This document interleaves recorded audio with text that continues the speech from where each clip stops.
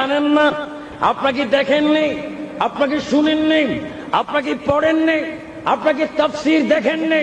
হযরত ঈসা রূহুল্লাহ না তিনি সাধারণ পাবলিক ছিলেন, না তিনি শ্রমিক ছিলেন, না তিনি কৃষক ছিলেন, না তিনি সাধারণ মানুষ ছিলেন। তিনি জলিল কদর একজন পয়গম্বর ছিলেন। তার উপর ইনজিল কিতাব নাজিল হলো।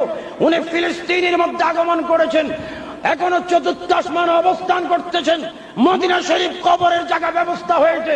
ওগো ঈসা রূহুল্লাহ একবার দুনিয়া এসেছেন, আবার চতুর্থ আসমানে গিয়েছেন, আবার আপনি আসবেন। এর মধ্যে কারণ কি আমরা শুনতে চাই।